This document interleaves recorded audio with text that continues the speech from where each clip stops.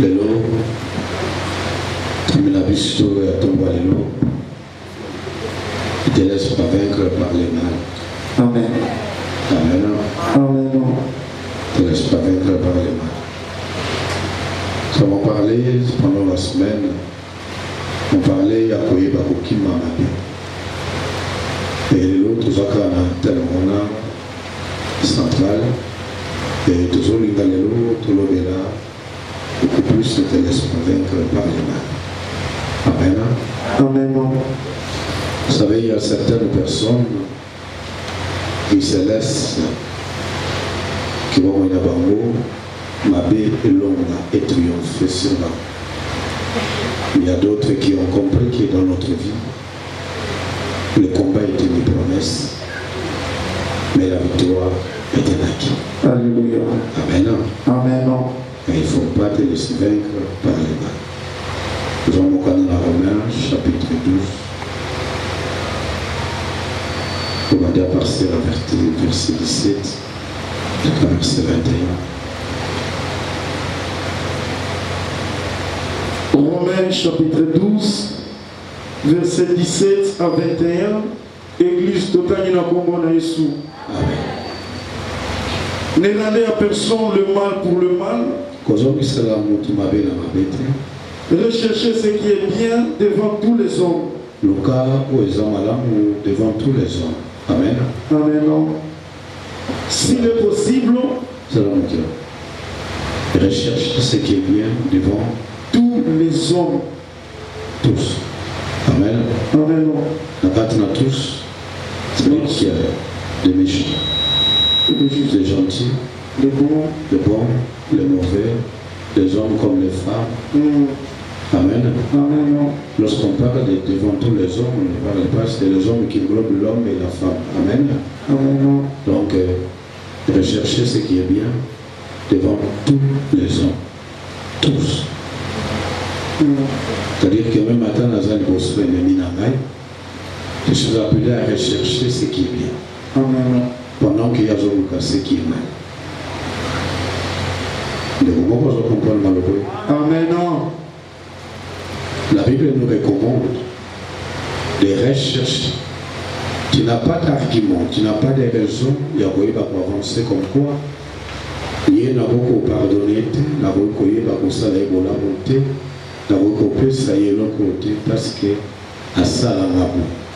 Donc la Bible nous dit rechercher ce qui est bien devant tous les hommes. Amen. Tu n'as pas un élément, un argument, un détail qui peut te dire non, ça tu ne peux pas le faire, ça tu dois le faire. Parce que Koyeba Koko Kisakola est la recommandation. Amen. Une obligation de la part du Seigneur. Amen. C'est ça le titre. S'il est possible, Ce qui est possible pour nous, autant que cela dépend de vous, aussi longtemps que Badabo dépend de nous, parce que à moins que mon toit bouille à Kosalaye, que Kosalaye boula monter. Qu'il n'en a besoin d'aide, n'en a besoin de soutien, n'en a besoin de botte. Ce qui est là bouille à l'ingil sud. Mais du moment où tu as la possibilité, il y a Koyeba Kosalaye boula, Salaye boula, ce qui est dans ma coquine. Amen. Mais ce qui est dans ma coquine, auto sentir que mon toit non avec la personne. Oyo tom de koyamo sito amobali ye na boko ya mbote na yete na boko kuta na yete soki ya boy là ça ne dépend plus de vous. Amen. Amen. Amen. Oui, ok. Soyez en paix avec tous les hommes. Soyez en paix avec tous les hommes. Moi c'est tout bazo bakisara. Soyez en paix avec tous les hommes. Amen. Et là, quand il y a tous les hommes, il y a aussi des méchants, il y a des gentils, il y a ceux qui vous aiment et ceux qui ne vous aiment pas. Amen. Amen. Soyez en paix avec tous les hommes. Amen. Amen. Amen. Oui, tout est. Ne vous vengez point vous-même, bien-aimés. Koye ba ko se venger te bien-aimé, ba ligami. Mais laissez agir la colère. Mais tika ite kanda e ba ko kisame pa na nzambe ye moko. Car il est écrit, pour être comme en moi la vengeance, alors bien à moi la vengeance. en moi la rétribution, dit le Seigneur. Amen. Amen. Et comme à moi la vengeance, à moi la rétribution, dit le Seigneur. Oui, toi qui mais si ton ennemi a faim, mais ce qui est tombé que Moïnayo Azana Nzala, donne-lui à manger. Pesaye et Lokoalia. S'il a soif, ce qu'Ozana, bien sûr. Ce qu'Azana, Posaya Maï, donne-lui à boire. Pesaye Amela. Car en agissant ainsi, pour être l'olengeyo kwa agir, l'olengewana, ce sont des charbons ardents que tu amasseras sur sa tête. et là, makala montre nous a kosopaliko na motu na ye. Est-ce que les gomoko comprennent? Alléluia. Vous savez, certaines personnes connaissent très bien les armes et à combat spirituel. Beaucoup de gens nous parlent des armes et à combat spirituel. Et vous allez entendre Batebele Batilizara Kombo na Yesu Masia, c'est une arme à combat spirituel qu'utilisait Moto Nanzambe, qu'utilisait Makila na Yesu Masia. Nous utilisons tous ces armes-là. Mais l'arme, oh, Batubabo, ça n'a pas mingi. Arme Batubabo, ça n'a pas mingi. Et là, Koyemba, Kosala Bolam. Amen. Amen. Amen. Les gens ne savent pas que toutes les autres armes spirituelles que toi tu utiliseras dépendra de ta relation avec Dieu. Amen. Dépendra de ta relation avec les autres et avec soi-même. Amen. Amen. Amen. Est-ce qu'il y a quelqu'un qui me comprend? Amen. Nous sommes en train de parler de la relation avec les autres et avec soi-même, mais aussi avec Dieu. Je l'ai dit une fois ici, comme c'était la fois passée, la semaine passée, que la Bible est tout entière, de Genèse à Apocalypse, nous parle de la relation. Amen. Amen. Et le balanzambe de Genèse à Apocalypse, et là qu'on a la biso est allé relation. Donc, là qu'on a la biso et là qu'on ça nous parle tout simplement de la relation. La relation avec Dieu, la relation avec l'autre et la relation avec soi-même. Amen. Bible quel est le plus grand commandement? Lorsque va poser une question à Yesu Masi, va tout le monde connaît l'équipe mauvais connaissance. Abiete mauvais connaissance, déjà qu'on est dans Zambé nayo, de tout ton cœur, de toute ton âme, de toute ta pensée, de toute ta force. Amen. Amen. Alléluia. Alléluia. Déjà qu'on est dans Zambé nayo, na motema nayo mobimba, na mabanzo nayo, na elimo nayo. Pena makasi na yo nyonso. Amen. Et yami balé koyeba kolinga ton prochain comme toi-même. Amen. Amen. Là nous voyons la relation avec Dieu, la relation avec les prochains et la relation avec Motuye Moko, avec soi-même. Est-ce que les Komoko se comprennent? Amen. Bien-aimés dans le Seigneur, nous voulons koyeba d'abord avant que nous puissions kokota na mozindo. Ya koyeba kolobela que ne te laisse pas vaincre par les mal. Nous voulons expliquer au peuple de Dieu, Boyete, si vous n'avez pas développé la relation avec vous-même, vous aurez du mal à développer la relation avec les autres, même avec Dieu. Est-ce que vous comprenez? Amen. La plupart des temps, nous nous éprouvons pour réfléchir sur la relation avec les autres. Avec les autres. Même certaines personnes, nous voyons que voilà, nous cherchons la relation avec Dieu. Mais la relation que nous avons avec nous-mêmes, si c'est une relation biaisée, c'est une relation troublée, vous savez, vous devez savoir que et qu'on y a pas perturber relation en ensemble. Amen. Amen. Alléluia. Alléluia. Et c'est difficile pour un moto. Oh ya zako lokelongela nzambe. Asa la koza moto azo sambela nzambe na solo. So ki ye moko aza moto ezaki motema na ezaka na kimete. Amen. Amen. Est-ce qu'il y a des mots qu'on comprend? Amen. Il faut apprendre à avoir la relation. Il y a un moko personnel dans Zambé. En fait, il y a un moko où dans quel sens? Parce que lorsque vous avez une relation parfaite avec vous-même, Vous pouvez satisfaire, faire plaisir aux autres aussi facilement. Mais montrer ça qui est monté manaï, ça, bilinga, makambo ndenge na ndenge, ils ont pas si. Amen. Amen. Et à quel niveau tu vas avoir la trouble dans la relation na bango? Mais le bien est que linga moninga no lokolo bilinga kayo moko. C'est-à-dire que pour na linga yo bien, faut na ba ko bilinga moko. En d'autres termes, la mesure de l'amour que j'ai pour mon frère dépendra du degré de l'amour que j'ai pour moi-même. Est-ce qu'il y a des moments qu'on comprend?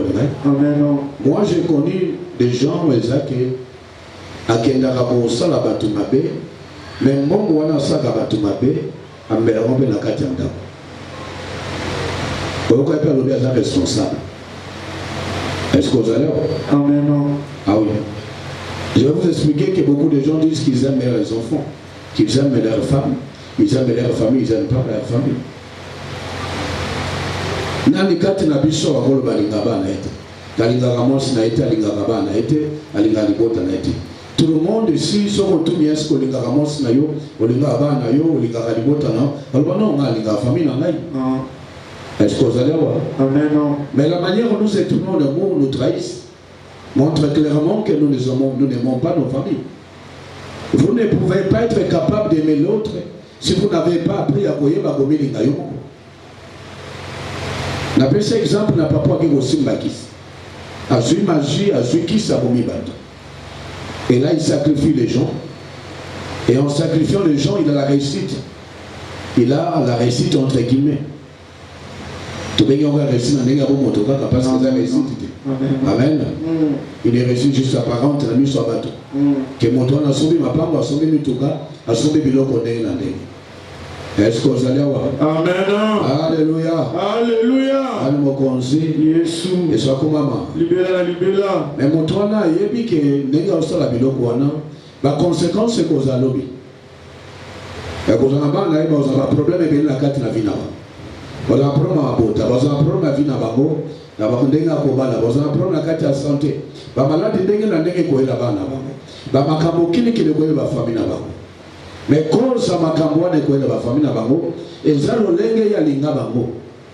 Amemela bango mbongo malamu te. Amela bango bozo malamu te. Est-ce que vous comprenez? Alléluia. Alléluia. Alléluia. Almokonzi. Yesu. Yesu akomama. Libéra, libéra. Acclamons très fort pour le Seigneur. Alléluia.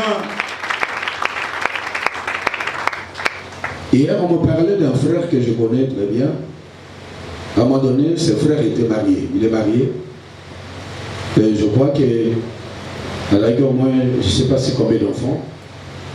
Et à votre mingi à votre baras, mais parce que moi, on a moni à Kimisi, moi, on a mon boy, d'accord, il est gami. Kimisi est là. À mon avis, autant bon, on ne peut pas, moi, gami. À Kimisi, gami, là. À l'époque, je le voyais pénal, gang, que on a senti le pénal qui était dans mon famille, on le connaît. Soit il y a un petit qui est mort, on va le dire, non, non, on ça. Mais c'est pour promener avec une gamine. Qu'est-ce que vous allez voir? Amen. Je pense que papa a mon abandon qu'on y a comme appelé. Comme on a vu ça. Comme on a vu ça, qui m'y sait. Puis mon tour, moi, je vais mon bal à battre. Je ne sais pas si on a combien. Est-ce que vous allez voir? Amen. Moi, je vous parle. Moi, on a eu 11 ans. Bakimi Saïda Bobanasi. Pour le bosso Akimi, Aya Zongi, et puis après ça, on m'a fait tous. Est-ce que vous comprenez là? Alléluia. Mais papa, là, je crois qu'il disait à ses enfants d'aller dans notre Zango. La mission de Wabando Betanga solo, tu te souviens que des Guana de Monaï, Akimi Saïda Gamine. Est-ce que vous comprenez? Amen. Est-ce qu'il n'est pas en train de récolter ce qu'il a semé?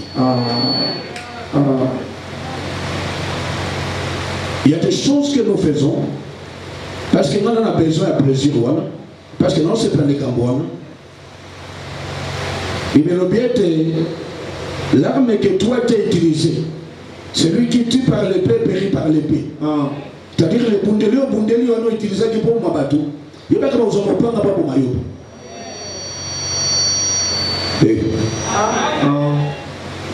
Et revois ta façon d'aimer les autres. Et revois ta façon d'aimer ta famille. Parce que misali mabe mingi. Mabe osali wana.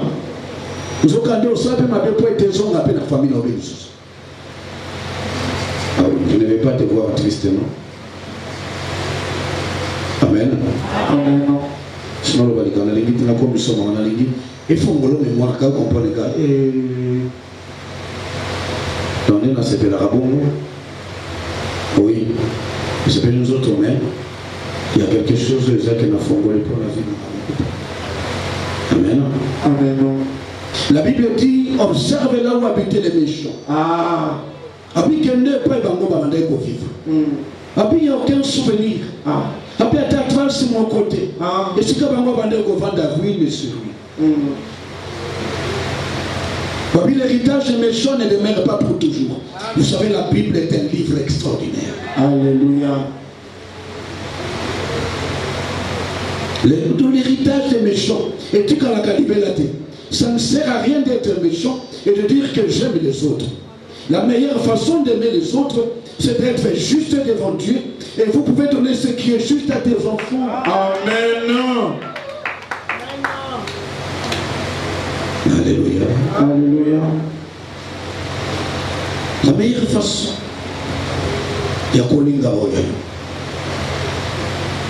La meilleure façon, il y a Koyiba Kola qui s'abango Bolingo.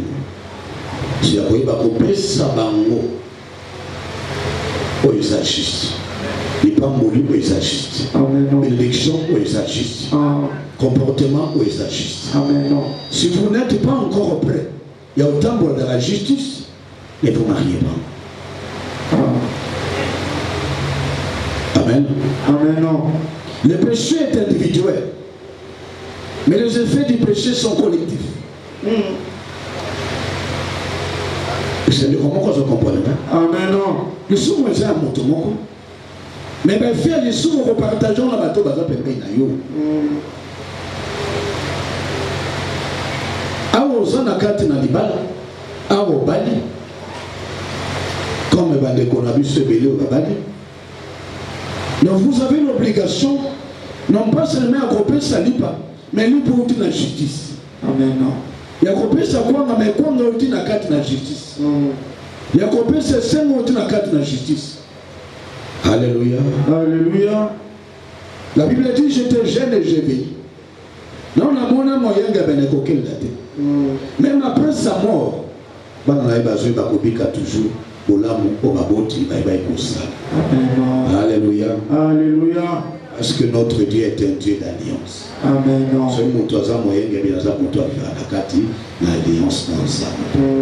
Amen. Amen. Nos politiciens n'ont pas appris de ce que les autres ont connu de la situation. Et ils continuent à nous piller, ils continuent à nous voler. Mais on ne peut pas bâtir l'avenir des enfants avec les richesses à passer à bateau. On est là.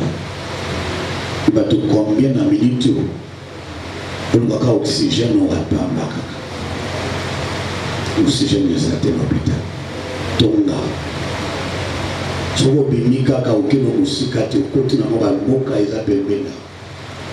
comme si les gens vivaient dans l'Antiquité. Et toi, tu prends tout ça pour toi dans ta bouche. Tu caramba. Amen. Amen. Ne vous vengez pas. Laissez le Seigneur accomplir sa volonté. Est-ce qu'il y a des romans qu'on se comprend? Amen. Alors, j'étais en train de parler que la vie spirituelle, c'est une vie de relation. La relation avec Dieu, avec soi-même et avec les autres. Mais la plupart du temps, nous sommes en train de dire que nous aimons les autres. Nous aimons nos membres de famille. Mais dans la pratique, nous ne sommes pas entrés à Kolengabango. Parce que nous sommes à Bissot sur l'accident, tout le monde est beauté. La répercussion de la vie.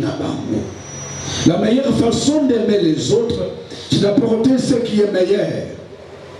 Alléluia. Alléluia. Est-ce que vous allez? Amen. Apportez ce qui est bien. C'est-à-dire qu'on peut ça la justice. Ne vous laissez pas vaincre par les mal. Et je reviens dans ce que j'étais en train de dire. Bien-aimés dans le Seigneur, le mal n'a pas moins un bateau. Parce que ça il faut voter. Il y a un roi Matiti à Bololo. Il y a un roi Matiti à Simanda pour Moutalo dans Moisat. Est-ce que vous allez voir? Amen. On ne fournit pas un effort pour que ma belle dans la vie n'a pas passé comme elle. On ne fournit pas d'effort. Mais pour Pika, tu as surmonté la moto longa. Ma belle, ça demande quand même beaucoup d'efforts. Quand on n'a pas mon habit, Nassima, il y a un qu'on habille. Vous allez vous rendre compte qu'il y a des ordures qui poussent comme ça. Il y a des herbes qui poussent comme ça plutôt. Il y a des herbes qui poussent comme ça, tu te dis, mais mon talon est en boisade. Mais là, ma petite est malade, mon Dieu. Mais pour vite écouter quoi l'on a, école. Pour gagner école, il faut qu'il y ait quelqu'un où elle qui mousse la moko à l'Oniako.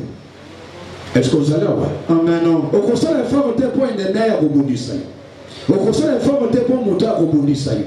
Au conseil de faire un point de bataille à Koinayo. Le combat nous arrive, ce n'est pas parce que nous avons forcément fait du mal aux gens.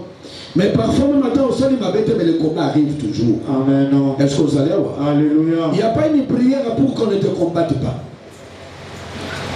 Il n'y a pas une prière. Parfois, certaines personnes viennent vers moi en disant, papa, il y a un combat comme ça, mais tout le monde est zakadé, et comme si là, jamais. Est-ce que vous allez voir? Amen. Parce que la Bible dit qu'il y aura toujours guerre entre Israël et Amalek. Alléluia. Alléluia. La Bible dit on te fera la guerre, mais ne te vaincront pas. La Bible dit tu seras haï de tout le monde. Mais sachez que j'ai vaincu le monde. Amen. Alléluia. Alléluia. Le combat est une promesse, mais la victoire est un acquis. Amen. Dieu nous a promis qu'ils nous feront la guerre. Mais il faut y avoir vendre la carte de la victoire au Jésus à Jésus ça. Est-ce qu'il y a des combats qu'on se comprend de même? Amen. Acclamons pour le Seigneur. Alléluia.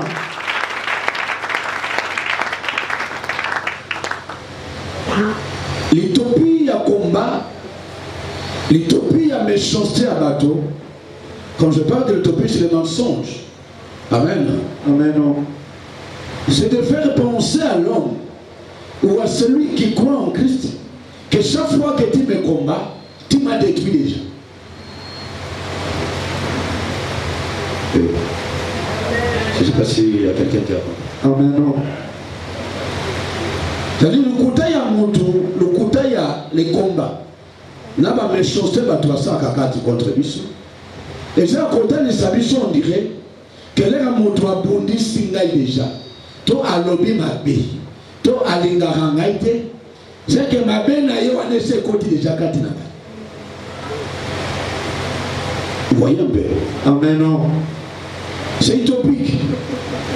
C'est des mensonges. Tu peux me détester. Tu peux m'haïr. Tu peux me faire du mal. Mais le mal au saluana ne pense pas que côté forcément n'est pas un engaï. Le moment où quelqu'un cherche à te faire du mal, ou pense à te faire du mal, ce n'est pas forcément que le mal rentre en toi. N'ayez pas l'esprit comme si, chaque fois que les gens te détestent, que la méchanceté n'a pas mot, et quand tu as un mot, quand tu as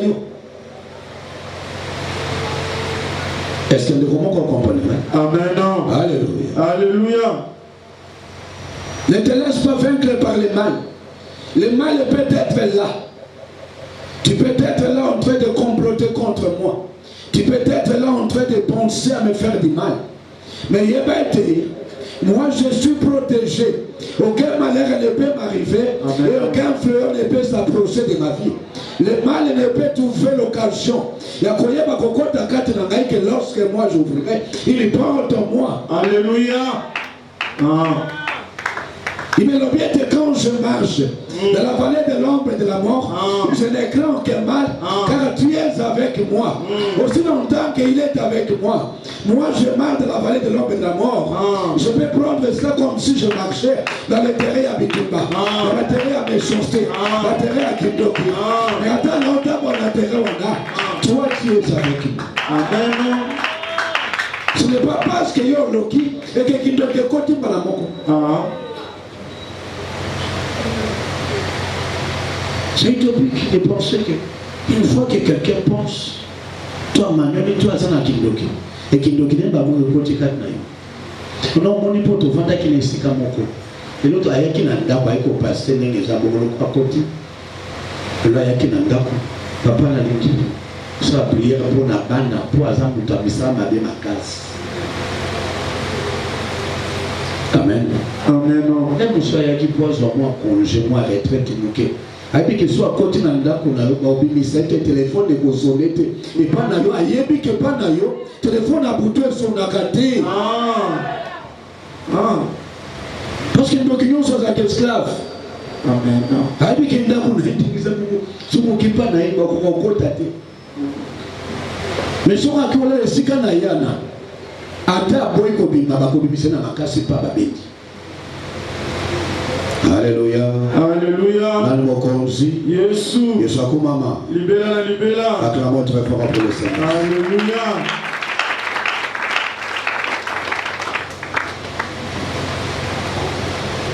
Donc, ma belle, nous sommes là contre Vinabisu. Et nous avons battu que ma belle est colonne d'Abisu. Tu as besoin de dessus sur nous. Le mal, et qu'on a besoin de dessus sur nous. Ce qui est yo, ou est comité qui a colonne à mon amabité. Amen. Amen. Dans comme si. Jésus. Jésus comme maman. Libéra, libéra. Acclamons très fort pour le Seigneur. Alléluia. On a souvent tendance à croire comme ça. Selon mon cas dans la matière. Matthieu 5, verset 44.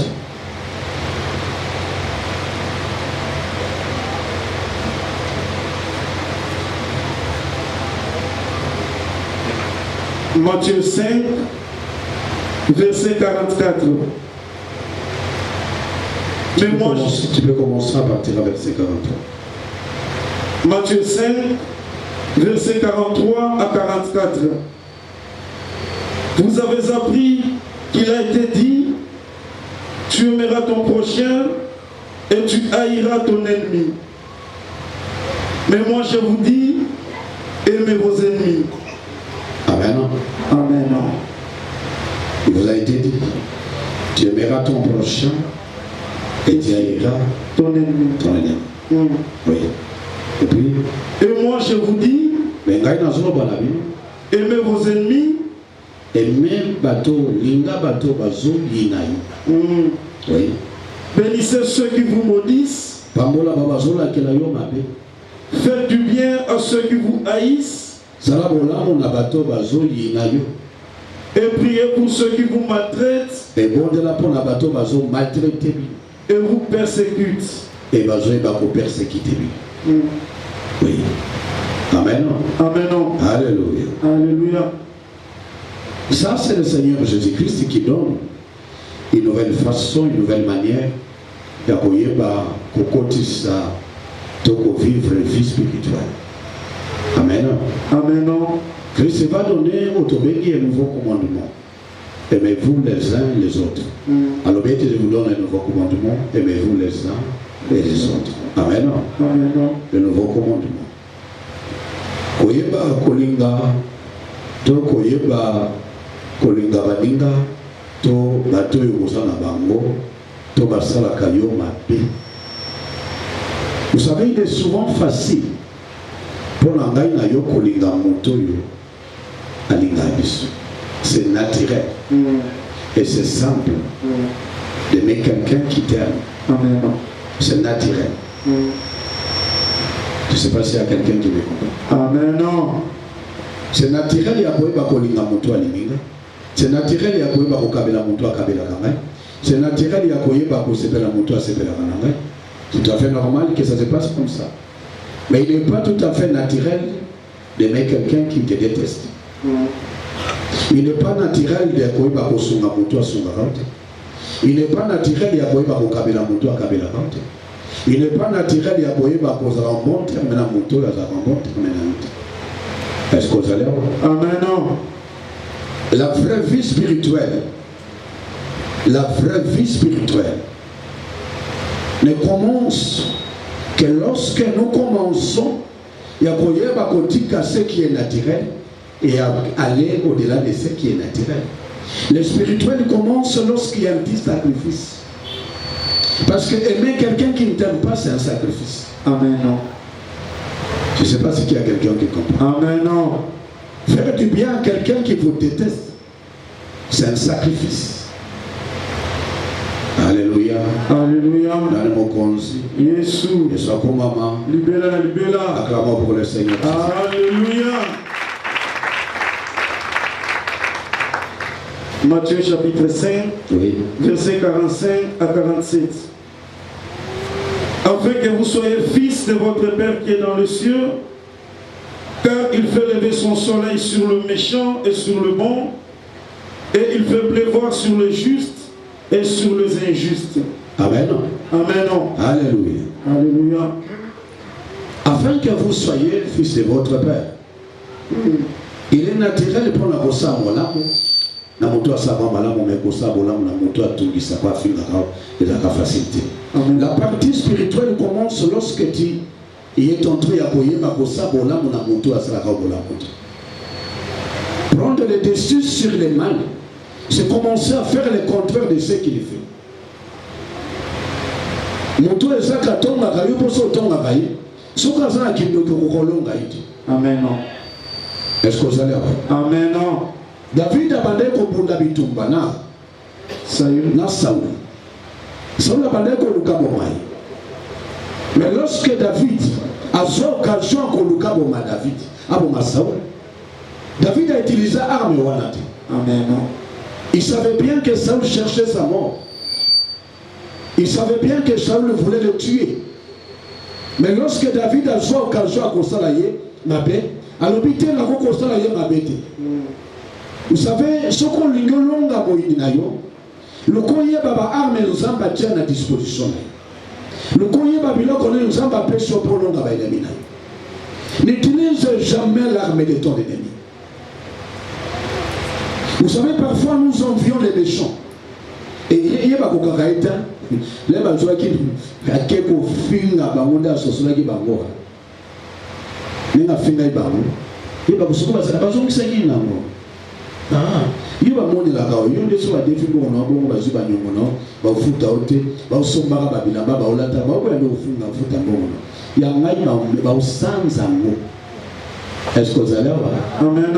Otali akepa fiki ba mo pas zumo et pas zumo. Et yanga ba fouta inga. Nga bi yanga kutu avant ya yo ba futinga te. Yo dans yuma. Yo kutu kana modèle ba futa ka otembo ndeke na kama. Oki mutema passe. Na yokola okoma moto mabe lokola ye na yokola kofinga lokola ye bafuta na kongwana oki motema tika nzamba okondela sikona tika nzamba na maboko na ozanini. Vous voyez un peu? Amen. Souvent nous voyons tout simplement ce que nous gagnons sur les plans matériels, mais nous ne voyons pas ce que nous gagnons sur les plans spirituels. Amen. Est-ce que vous comprenez? Amen. Bien aimé dans le Seigneur, quand le Seigneur vous prépare à de grandes choses, il y a toujours des écoles qui s'accabissent. Il y a toujours des écoles où Dieu nous fait passer. Est-ce que vous allez avoir? Amen. Dieu peut te faire passer par des épreuves. Il peut te faire passer par des humiliations. Il peut te faire passer par les déserts. Est-ce que vous allez avoir? Amen. Vous avez peut-être un moto à l'école à l'université avec humiliation. Vous avez peut-être un moto à l'école à l'université, il y a son, il y a Gossambo. Et nous avons licencié à l'université humiliation. Est-ce que vous allez avoir? Amen. Humiliation n'est pas la yokata. Nana la kisanga mon côté. Est-ce que vous allez voir? Amen. Mais nous avons la Gisayo. Au cas de l'université humiliation.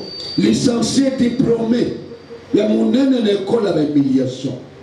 Peut-être nous avons préparé pour l'école à Makambo Aminé. Alléluia. Vous ne pouvez pas Kolula Makambo Aminé. Ce qu'on l'équipe, l'école Wanati. Vous savez, il y a des gens qui cherchent l'élévation sans avoir appris l'école d'humiliation. Lorsque Paul dit, j'ai appris à vivre dans l'humiliation, j'ai appris à vivre dans la 17, mais qu'on vivre dans la litondi. Alléluia. Est-ce que vous allez avoir? Amen. Il y a des gens qui sont ici, au bazar licenciés. L'école, il y a des airs, les diplômés du désert. Batabater jaune, mais lorsqu'on a mafuta mbila. Est-ce que vous allez avoir? Alléluia. Il y a des licenciés qu'on a. Abima l'école à désert. Nous avons la kise koko simba mbongo. Et mon collègue a la kise école wana. Est-ce que vous comprenez? Alléluia. Dieu l'a préparé à ça. Vous savez, il y a des moments où le Seigneur te laisse rien que pour t'enseigner. Alléluia. Est-ce que vous allez voir? Amen. Certaines situations sont voulues par Dieu. Amen. Dieu peut vouloir que certaines choses arrivent dans ta vie. Alléluia. Alléluia. Jésus. Jésus. Maman. Libéla, libéla. Acclamons très fort pour le Seigneur. Alléluia.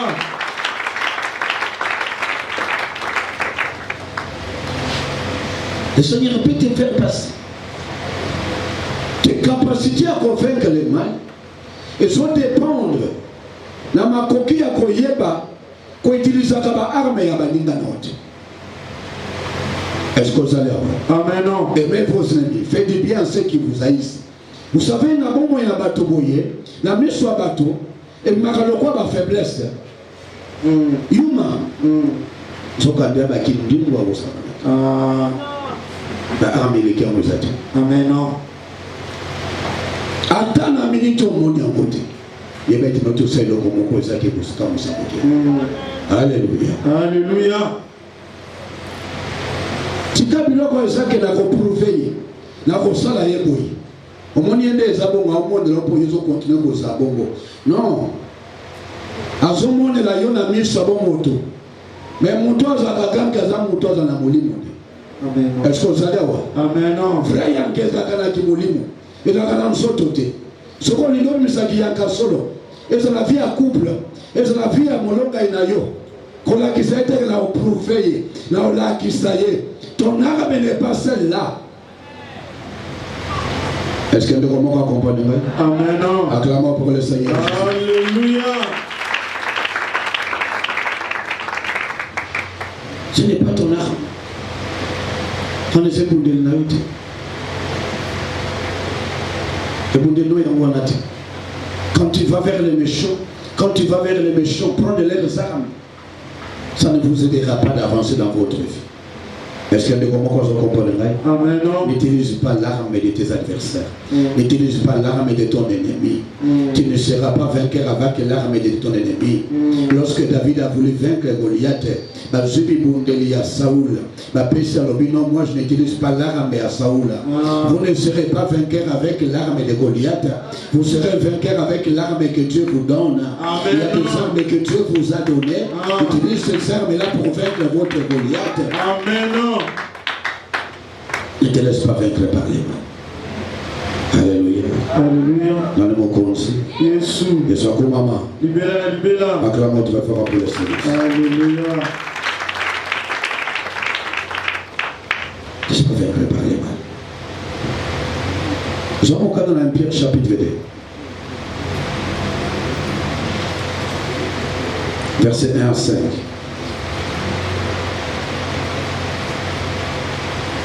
1 Pierre chapitre 2, versets 1 à 5. Rejetant donc toute malice et toute ruse, la dissimulation, l'envie et toute médisance. Désirez comme des enfants nouveau-nés les laits spirituels et purs, afin que par lui vous croissiez pour le salut. Oui. Si vous avez... Amen, non. Désirons, oui, ils ont de la place, voilà. Désirez comme des enfants nouveau-nés, le lait spirituel et pur, afin que par lui, vous croissiez pour le salut. Il faut qu'on y ait un désir, la pousse. Il y a lait spirituel pour que vous puissiez croître, pour que vous puissiez grandir. Amen. Non. Amen. Amen. Non. Il faut qu'on louka. Osaka toujours na poussa il y a lait spirituel. Na désir wana ebuyona katina. Amen. Amen. Non. Pour que vous puissiez croître. Vous savez, le Seigneur veut te voir grandir. Est-ce qu'il y a des moments qu'on comprend? Amen. Non. Le Seigneur veut te voir grandir. Dans le souci à Kolukamo na yoko kola, le Seigneur peut te laisser à former. Amen. Amen. Alléluia. Alléluia. Bien-aimés dans le Seigneur, vous ne serez pas capable de grandir spirituellement sauf que nous sommes à vie. Mon akola nyonso facile. Nyonso facile. Mukolo koma de siko ezake mwana musala zate. Mutu azate. Zwa mono akola la place. Il doit vivre bien collègue. Amen. Amen. Or le Seigneur connaît très bien, il sait très bien qu'il y a les combats. Les combats existent. Mais tout le existe quand on a vie na biso. Le problème existe quand on a vie na biso. Le Seigneur sait très bien que l'ennemi te fera la guerre. Le Seigneur sait très bien que ton ennemi cherchera à te faire du mal. Est-ce que vous allez voir? Amen. Le Seigneur sait que bitumba est normal la vie à moi dans un beignos. À quoi on est à perdre yo? Est-ce que vous allez voir? Amen. Et le Seigneur peut laisser la bombe inayo que ma caméra soit formée yo. Et formé yo. Moto muso akoza na vie na yo ndoki munene ndoki akosakana te ayapeka na vie na yo ezaka bundisaka akombatre bomina a détruire vie na obondeli lui Seigneur comment moto na bondelaka na sambelaka mais nazomona ekaka azaka ka wandeli vie na epe na mona nkalolenge wana. Est-ce que vous allez voir? Amen. Tu peux voir que mon toit m'a fait. Bébé naïe, osamabe, osamabe, titi. Mais comment mon toit ngonga moulai, ta moulai, azovanda bébé nangai, azotika la bébé nangai. Zamba gogo maïete vraiment papa. Mon toit c'est biso ma bébé na famille, azo continuer à vivre ndenge. Alléluia. Alléluia. Le Seigneur veut que tu puisses grandir. Le Seigneur veut que tu puisses croître. Quand un ennemi est trop longtemps, en fait, il reste longtemps à tes côtés et que tu n'as pas de choses à te reprocher, tu dois savoir que cet ennemi a été utilisé pour te faire grandir. Est-ce que vous allez voir? Amen. Cet ennemi, c'est pour te faire grandir. Est-ce que nous comprenons? Amen. Le Seigneur peut laisser que n'abonne inayo. On s'en a préparé à Kobika Makambouamine en te faisant passer par les déserts. On ne peut jamais rentrer dans la terre promise sans passer par les déserts. Moïse ne pouvait pas recevoir la puissance au Yakomaginamo sans qu'il y ait un développer relation ensemble. Amen. Est-ce qu'il y a des moments qu'on comprend? Amen. Alléluia. Alléluia. Moïse ne pouvait pas être le Moïse que nous connaissons sans que le Seigneur puisse travailler Moïse comme il se doit. Est-ce que vous allez voir? Amen. Le Seigneur va travailler ta vie, va façonner ta vie. Le Seigneur va faire en sorte que bon moinayo et ça bon moyo ezake ya mutu oyaza préparé na makambo ya minene ezake lobi soka zu yango monguna yeba koboto la yango te. Amen. Le Seigneur veut te voir grandir. On ne grandit pas quand tout va bien. On grandit parfois par les épreuves. Amen. Amen. Amen. Batomoso na vie na yo, baya juste pour baluka bakolisa. Mais on peut pas te voir pour dire autre. Alléluia. À force à revivre le côté à Moutouana, et puis sur Mayele Mingi, et puis il y a Makamo Mingi. Est-ce que vous comprenez? À force à cause à Pemben à Batumoko Songolo, et puis sur intelligence, mon sagesse, mon kobo. Et puis sur Ponya mon kobo. Cela t'a permis à Kolobete, non. Je dois développer ma relation avec lui de cette façon. Alléluia. Alléluia. Madame Okonsi. Yesu. Yesu akumama. Libela na libela. Bete lanza maboko makasi. Alléluia. Ne te laisse pas vaincre par les mal bien-aimés de le Seigneur. Je suis entré à Kobusa Mouké pour n'avoir pas clôturer enseignement. Mais il y a des choses que je dois te donner comme balèze. Toi, l'élément qui permettre pour la robima face à mon. Je suis en train de développer quelque chose où il y a beaucoup de ta relation personnelle avec Dieu. Et comment tu peux pas tout ce que tu feras dans ta vie ne peut évoluer que ce que tu as que l'on a les malentendus. Les malentendus opèrent de plusieurs façons. Pendant la semaine, j'ai essayé de développer. Il faut que mon toit soit capable de faire pour y pour y on est le point de vue. Mon toit est comme il est mon côté pour amen. Mon toit est comme il est parce que nous pensons aimer les gens, mais nous n'aimons pas les gens comme ils se font. C'est que nous devons être d'amour, parfois ils ont le côté. Mon toit est comme ma vie naïe. Nanzela Milambo, Nanzela Kimluba. Et puis à l'objet, dans une bonne appel, c'est pas tout. Mon toit dans les bateaux, tu peux amener la côté. Mon toit qui a Simbikis, pour l'occasion, bon, à beaucoup la famille, abomina à battre à la fin. Je préfère quelqu'un. Ou à Jacques, Bazou, que la bise soit en matin, mais na justice, que mon toit, Azou, que la bino, mais soumis. Azou, que la bino, bilo, quoi, qui toko, mais na carte d'un sacrifice. Est-ce que vous allez? Amen, non. Ne cherche pas. Il y a aucun été. Quand je cherche des choses à accomplir dans la vie, et surtout, la vie n'a pas de temps aux maman, aux hommes de commencer ton mobile. Il n'y a pas que le Kamakambo est dans la justice dans l'ensemble. Parce que ma camboyon sont au sein de l'eau. Si on a moins qu'on a répercussion dans la vie avant. Mais si on est à l'eau, on va faire ce qu'on va pas en Amen. Amen. Je vous ai parlé de Komoko pour avoir des cobayes qui disent. Je vais raconter l'histoire. Il y a un frère que je connais, que moi je savais. À Kémissa gamine, mon une jeune fille, une gamine, une adolescente, à Kémissa Inda. Et comme tout le monde, personne ne pouvait le reprocher. À Kémissa Inda, quoi, comme on manage, et famille n'a eu, on va le rappeler ça. Mais dans la minute, tu serais étonné. Sa jeune fille a 11 ans sur lui. La Kimisa Kanda Koutoura Bosso 6 mois. Et n'a pas nous de tout passer, la Kimisa est sous la bourse. Est-ce que vous allez? Amen. Dans le but, est-ce que quand on récolte tes nouvelles années comme ça? Mon toit de Giba Naye, Aïba Komili Kaïma. Amen. Mon toit de Giba Naye, Kola Komili Kaïma. Pour ma cambo, mon sous-sol, nous sommes retrouvés au fond de la Ranelo. Et qu'on va vous apporter ma bien contre les bottes de la mission.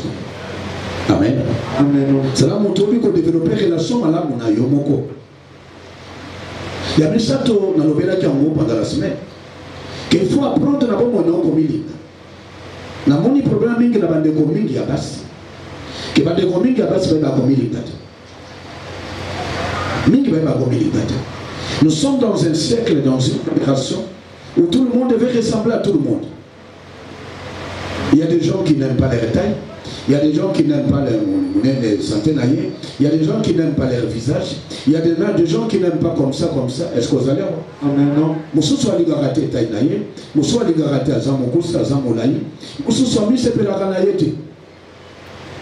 Est-ce que vous allez voir? Amen. Non. C'est un véritable problème, un vrai problème. Dieu ne peut pas t'envoyer quelqu'un de ta vie si tu vis dans le corps d'une autre personne. Dieu ne peut pas te donner l'homme de ta vie si toi tu vis dans le corps d'une autre femme.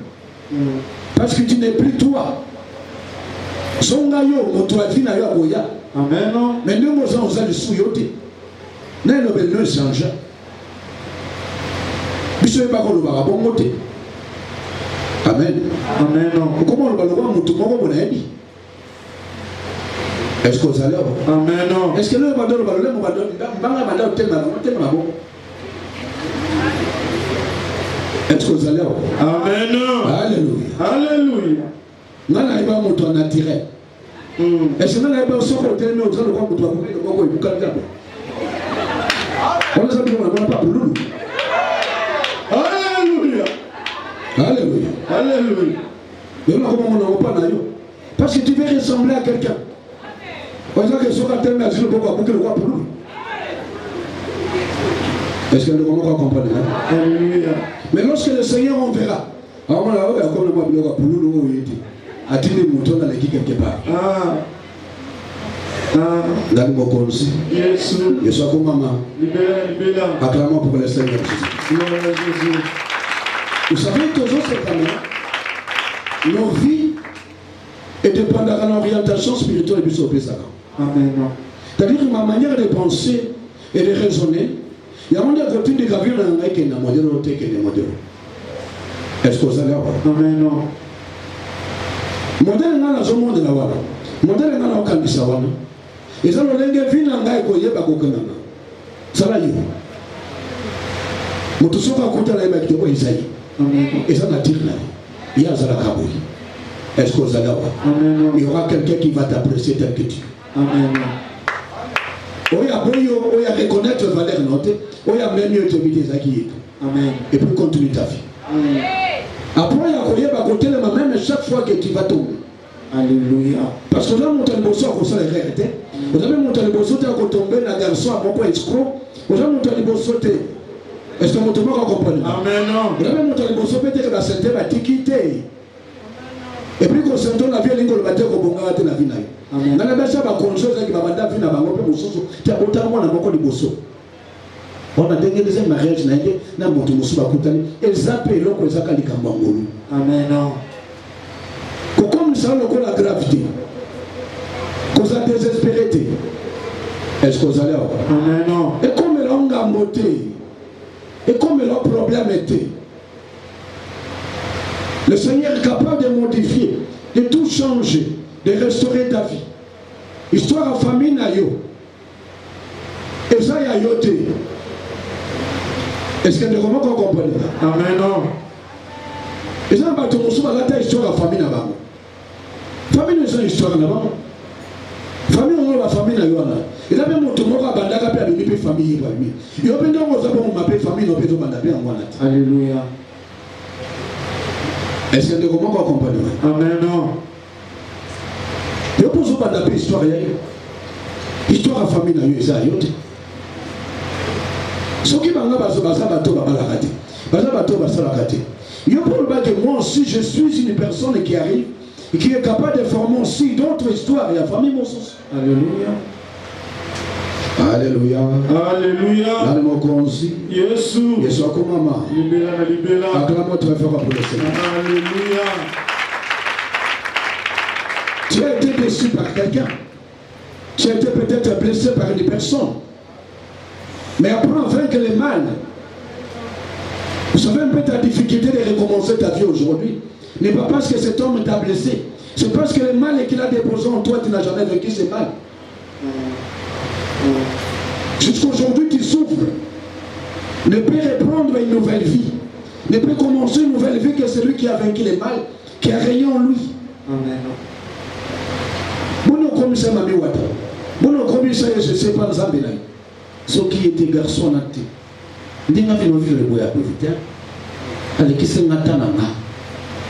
À sa liberté.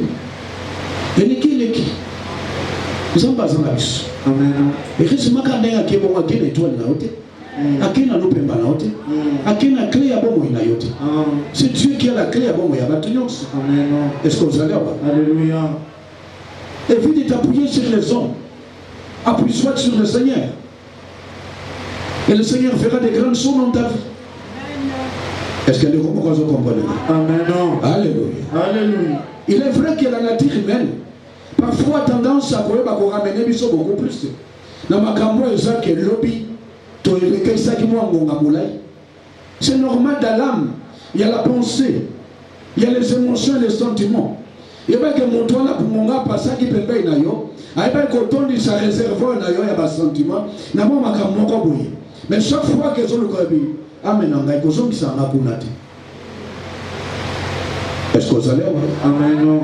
Après, oublier ton Égypte. Ils ont raté mouké. L'Égypte doit avoir l'air bien. L'Égypte.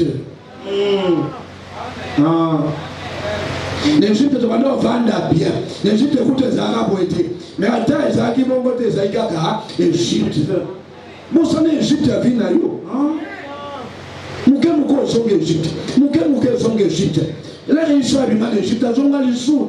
Amen. Usobimana mwa mobaliwana, usobimana mwa mwaswana, usobimana likambwana. Imatina kati na babanzo, tina kati bapanse na yo. Alléluia. Alléluia.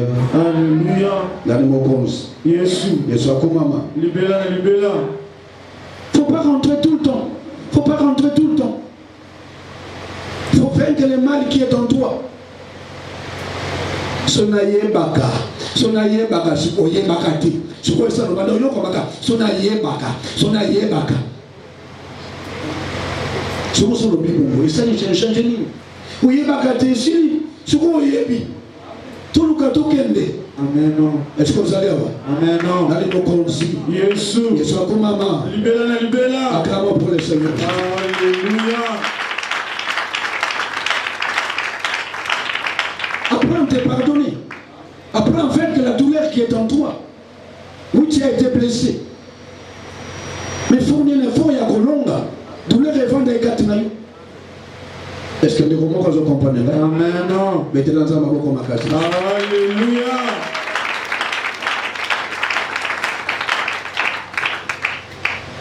Et puis un autre élément où tu dois coyer la vie vaincre le mal. Il y a des gens qui parlent parfois qu'ils ont vaincu le mal. Qui n'ont pas l'imbisaï. Non, la problème a été. Ce qu'occasion moquée. Il y a coyer babo sola, bobeta ni soloka. Babeta l'été. Et tout le monde qui, on dirait, à combana moutoussou. Et puis, fille, et puis, garçon, on est d'accord comment. Première été, on a ma bolon, on a c'est quand même. Obaka nzambo onga bonde la kana bergerie pour nzambo a bergerie kaza nzambo a kino solo so. Amen. Ba fufu na ngana lambila mbongo na ngali eloko na ngaboyi swatelo lobaka yango ya zo eloko na ngate yo andoki comment kota kindoki na via bato. Oublie ton passé. Apprends à aller de l'avant. C'est un homme. Il n'y a pas des hommes parfaits, il n'y a pas aussi des femmes parfaites. Ton salon m'a bien, pourquoi ça m'a bien? Mais heureusement, Zambaza prend la puissance. Si alors Zambaza est capable de reconduire. De vos mots, il n'y a pas d'en papa ngana nimikana tika libala no tika libala mbali milangwa mbali mbaboye bebe atanga ngalo nena zunga pana bisona kanga biloko nasema mimi sikuyo biloko kanga biloko tanga natumi mabi est-ce que autika bongo na ndako autika na bongo mwana pona classe bongo mwana ndeko na yo anabozaka na yo afitra pe mwana ndeko na mimi tangala na susu ndenge za bongo yo moko sikola tande apesa ngaka mbongo na apesa ndembo na moko bote apesa na fin du mois apesa na sali provision de na longo le musu na sombe kamba nabi ya mita ngozo kata wana nde papa tanto swati soka yeka kapa meli na yamo pa bimi akina bakamarada na ese babi na biloko mitano oyo ezaka na vie ya couple dialogue temps ensemble La mibale koyeba ko s'occuper na mwasi, koyeba ko s'occuper na bana, koyeba ko s'occuper na ndako. Ya koyeba loko moko. Parce que 4 sur 5. Fanda. Mais tu sais qu'on fait 4 sur 5. Est-ce que vous comprenez? Alléluia. On a 4 sur 5. Le article ce qu'a su. Tu dis que quand les locaux moko on a pété kakana. Et puis loko tu dis parce que tu as gagné panda. Yo lingo za conseiller na yo. Même une église muto conseiller ça di ba ça di bananjo. Je veux dire à toutes les femmes qui pensent qu'ils sont capables et qu'elles sont capables de changer leurs hommes par leurs conseils, ils échoueront lamentablement. À 4 sur 5. Tu fais ça. Est-ce que vous comprenez? Mais pour moi, je suis 1 sur 5 à Pamba. Mais si on bête le solo, on va nanga. Mais à bête l'homme à Camoué, le Gakuno, il va. Alléluia. Alléluia. Acclamons pour le Seigneur. Gloire à Jésus. Il y a des gens qui ne veulent pas qu'on bunda pour la bola mon ailleurs. Il y a des gens qui sont habitués à nous sur la facile. Il faut qu'on bunda pour les aides et madame pour la vie. Quand le gâteau tombe la moi ma belle moko, et soit place et dit moi pour ma bola moi belé. Ma belle ça moko.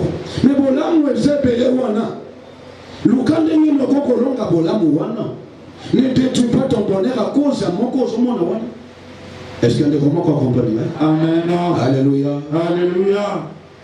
Bien aimé dans le Seigneur, il y a des gens qui ont la facilité. Or le Seigneur ne te laissera pas partout sans que à mon esika moko yo pobunda kapa. Nous avons salo bangolo ebele bonga esika moko lo bete esiko lo faut bunda. Siko il faut bunda. Alléluia. Alléluia. Et donc, il faut qu'on y ait apprendre comment on a les bons côtés des choses et qu'on tombe la car. Il y a malade ou qu'on tombe la mabité.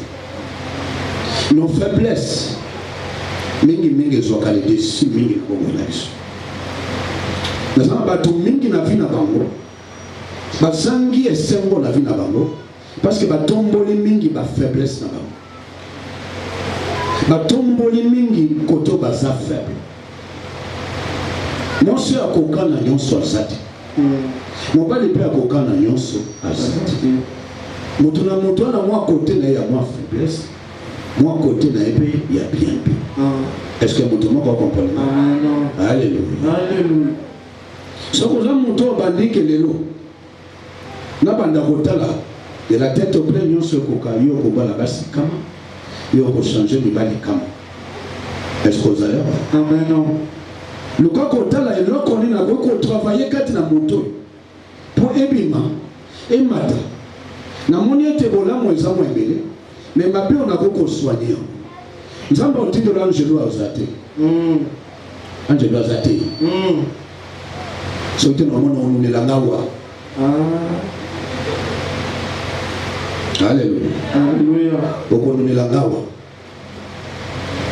Le balançant est sali. Et donc, comme on est conquérir, mais on ne peut pas l'ensemble. Amen. Vous doyez pas ensemble. Est-ce qu'il y a des comment qu'on comprend? Alléluia. Alors, le côté de la carte na yo, ton carte na moninga na yo, mais ça maintenant. Vous ne pouvez pas qu'on le cas évoluer na vie na yo, tout en cherchant. Il y a qu'on a été. On a bien Amen. Amen. On a bien séparé on a compté et ça you. To change to zone son à l'eau là. Bala ma le sous au banzan d'engini.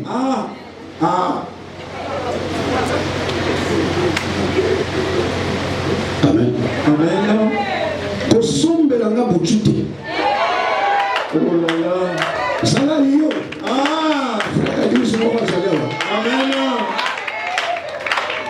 N'achète pas de bêtises là.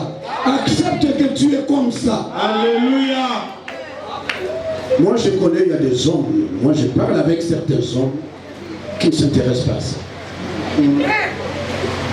Parce que il y a d'autres qui visent beaucoup plus les visages. Il y a d'autres qui peuvent juste la tête, l'intelligence. Amen. Il y a d'autres qui peuvent la manière de vivre avec les gens. Parce que là, tu as apporter stabilité. Pas peut-être que vous ne le savez pas. Vous allez vous rendre compte que vous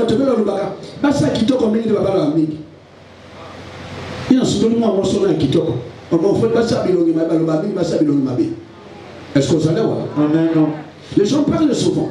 Et les gens ne savent pas que les hommes, mais moi aussi, on a stabilité.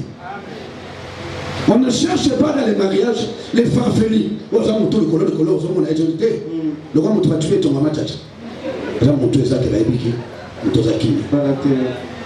Est-ce que vous allez voir? Et quand on s'approche de vous, on veut chercher. Est-ce que j'aurai la paix? Est-ce que je vais avoir la paix? Est-ce que vous allez avoir? Ça là, le Seigneur t'enverra la personne qui va t'accepter tel que vous êtes. Alléluia. Alléluia. Ça là, ça là. Et puis apprends aussi. Il y a Kolinda. Molonga et Nayo. Tel qu'un sali. Amen. Ah oui, savoir aimer aussi l'autre. Savoir aimer l'autre. Parce que les longs des apôts et calamité, na calamité na mois de février, tu ne peux pas mourir à Liban. Na mars c'est toujours à Liban. Na mai toi à Liban. Na juin toi à Liban. Amen. Alors on va tous au côté le but sans là-bas. Savoir aimer l'autre.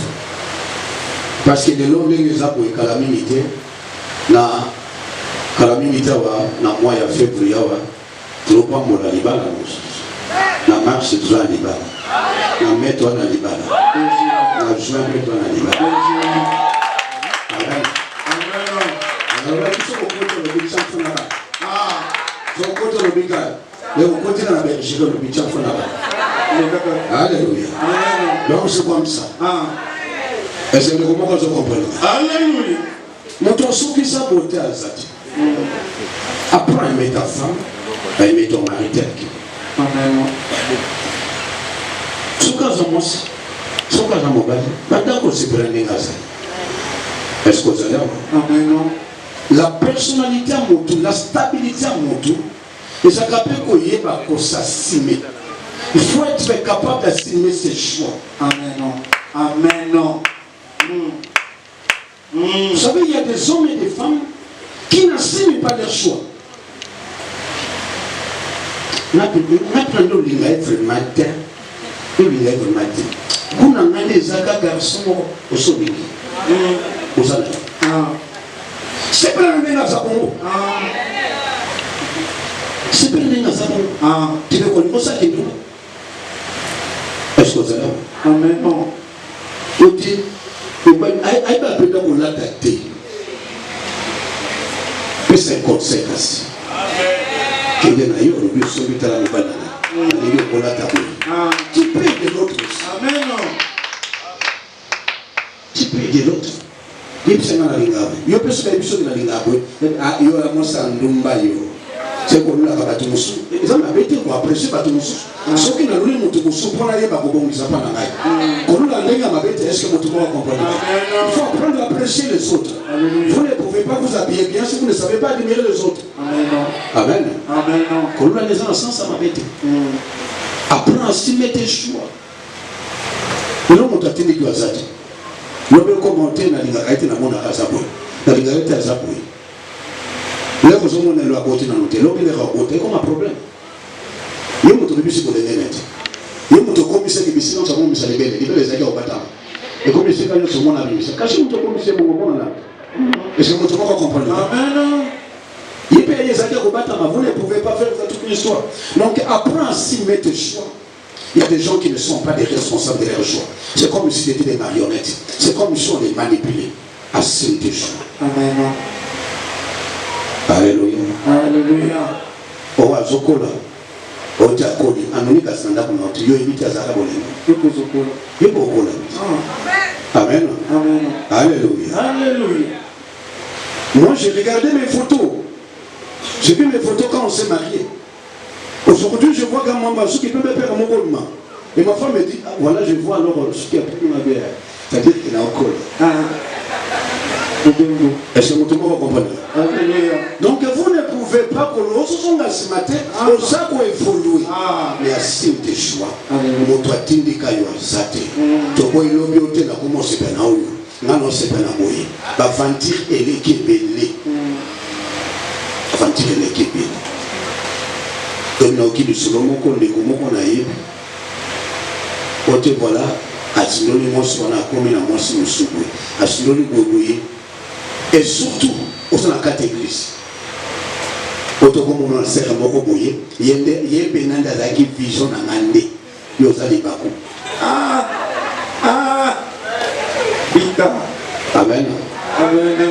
Au moment où on va passer, je dis qu'il faut la justifier. On les a nous autres. Amen. Nous autres. Et quand quelqu'un se lance dans la chair, Alléluia. Alléluia. Acclamons très fort pour le Alléluia.